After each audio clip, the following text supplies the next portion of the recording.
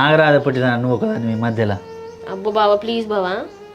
సరే నువ్వు ఫోటో దిగుతా అంటాను కదా, తాతతో ఫస్ట్ షూట్ నీతోనే చేపిస్తుంది. చాలు గంతి నీకు దిగరాక మా తాత నా పేపుతాను. మరి ఊకోయ్య. ఇప్పుడు ఎందుకు బిడ్డ నాకు ఇది? అరే గట్ల అనకు బాబు, పొలగాలు సంబరానికి మా నిమ్మలానికి ఒకసారి ఒప్పుకోవే. కరెక్ట్ కానీ ఇప్పుడు నా పిల్లలు ఇట్లా మంచిగా, మీ పిల్లలు నువ్వు మీరు అంతే మంచిగానే ఉంటారు, మంచిగా పేరు వస్తారు, మనకి ఎందుకు ఇప్పుడు ఇవన్నీ అట్టిగా ఉదార ఖర్చు పెట్టు పైసలు. ఖర్చు కోసం అనకు బాబు, నువ్వు ఖర్చు ఎంత అయినా మంచిదే, షష్టి పూర్తి చేస్తాం. తాత నువ్వు ఖర్చు గురించి ఎందుకు ఆలోచిస్తున్నావే? నువ్వు ఎంతో చిన్నప్పటి నుంచి బాపులను అక్కను అందరినీ కష్టపడి సాది పెంచి పెద్ద చేసినావు. ఇప్పటి వరకు మందందరన్నా పెళ్లి చేసుకున్నాక అందరు ఏరుపడి ఇచ్చులారమయ్యారు, కానీ నీ పేరు పోగొట్టకుండా మా బాపులు మేము అందరం మంచిగా కలిసి ఉన్నాం. కట్టమల్లయ్య కాందాన్ అంటే ఒక పేరు ఉన్నది, ఉమ్మడి కుటుంబం లెక్కున్నావు.